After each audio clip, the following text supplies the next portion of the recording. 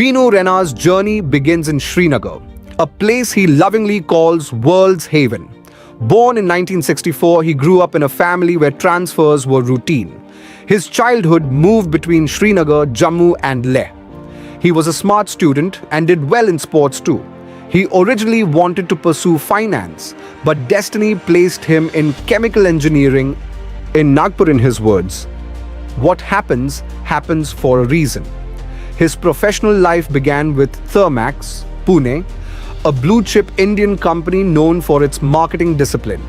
From there, he moved to the Swedish multinational Alfa Laval, a Fortune 500 engineering giant specializing in plate heat exchangers, refinery systems, dairy plants, and centrifugal separators. Working in hardcore sales across Maharashtra, he learned the realities of fieldwork, pressure, persistence, and relationship-driven growth.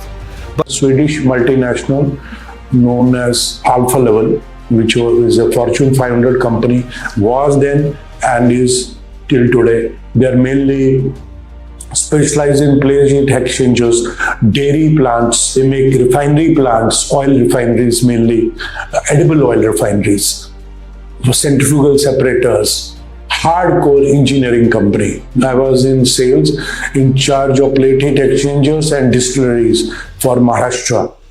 But even during those years, one thought never left him. One day, he would build something of his own. Opportunities to migrate abroad were real. His wife, then with GE, had prospects in the US. Still, the couple chose India. The timing proved decisive. The early 1990s were changing the country. Economic reforms opened new doors. Salaries improved, markets expanded. There was energy in the air. He sensed that India's time was coming. In the mid-1990s, he moved to Navi Mumbai and started a business with a partner in industrial chemicals. It was practical. It matched his education. They served large companies. It was hard work, but it built confidence. Vikram and me, we had a company called Nalco Distributorship. Nalco was a water treatment company, very relevant with my degree and Vikram's degree. And so we started with water treatment chemicals. And it was again a Fortune 500 company. And we had the whole belt from New Bombay to Thane, Rallis, Bayer, Sandoz, Color Chem. All these companies, the water treatment plants, we used to do the chemical treatment of all these. At the same time, another space caught his attention: hearing healthcare. Back then, the market was tiny. The entire Indian hearing aid market was barely 5 crore rupees. But he recognized its long-term inevitability. Hearing aids were imported in parts. Awareness was low. The total industry size was just a few crores. But he saw something others didn't. Healthcare needs never disappear. They only wait for awareness. He began importing hearing aids. Slowly, steadily, the business grew. Then tragedy struck. He lost his partner. Suddenly, the responsibility was his alone. Many would have stepped back. He stepped forward. By 2007, the company had grown significantly. He exited the business after building it to scale. A non-compete followed, but restlessness returned. In 2008, he entered retail hearing care. Stores were set up across the country. Systems were strengthened, processes were introduced, discipline was brought in. Within a few years, the network expanded rapidly. Yet comfort did not satisfy him. In 2011, he chose once again to build independently. Soon after, a global hearing healthcare group approached him for partnership. He did not agree immediately. He was clear. He did not want to remain just a distributor. He wanted structure, shared ownership, a roadmap, legal clarity. Negotiations took time, but patience paid off. A joint venture was formed. Step by step, equity was structured. The partnership became balanced. Responsibility became shared. And Otic Hearing Solutions took shape as a strong Indo-Danish collaboration. McKinsey for it. Let it be from their side, like They had always Oticon, for example, DMAT, Majumdar and Company is their legal advisor in India. From my side, I was alone. With my CA, Mr. Kanayalal Bhu, I don't need anybody to do it. And I can really advise people how to go ahead with joint ventures with these multinationals, free of cost also. So I went, and then they purchased in 2012. They purchased 5% of that, and in 2014 they took 49% of the company called Otic Hearing Solutions Pvt. Limited.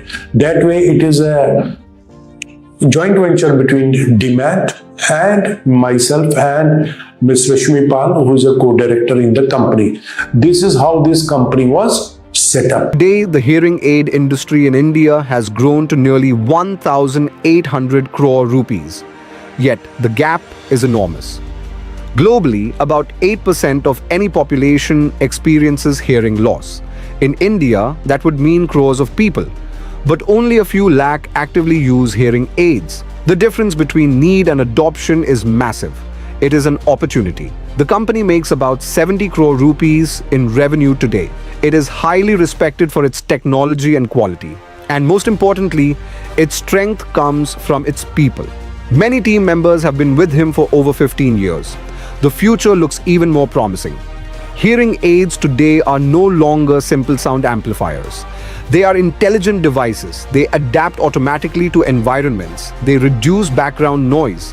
They connect to smartphones. Some upcoming models will monitor health indicators. Artificial intelligence is redefining what hearing support means. There is also another important reality. When hearing weakens and remains untreated, the brain receives less stimulation. Over time, this can affect memory, attention, and cognitive sharpness. Early adoption of hearing technology helps keep the brain engaged. It protects quality of life. It preserves dignity. Social stigma is fading. After COVID, people prioritize living fully. They travel, they invest in comfort, they want clarity in conversations. The hesitation around hearing aids is reducing. India also produces thousands of trained professionals every year in this field. Increasingly, they are choosing to stay back and build here. The ecosystem is maturing. Vinoo believes the country will eventually align with global standards. The manpower is concerned, India, I want to inform you that we are the biggest producers of audiologists, which is a 5-year paramedical course. We are the biggest producers of audiologists, 3,000 to 4,000 per year. And these audiologists go to UAE, Saudi Arabia, America, Australia, Western Europe, and they don't live in India. But in last 2-3 years, this trend is also changing. We see a lot of these professionals, young professionals, techno-savvy professionals remaining in India, and this has really changed this industry. If the company approaches DMAT's global market share benchmarks in India, it could scale to 400 to 500 crore rupees within the next few years. The foundation is ready, the team is ready, the technology is ready. For him, this journey has always been about more than business. It is about resilience, it is about patience, it is about believing in India. It's about staying ahead, it's about being modern and innovative.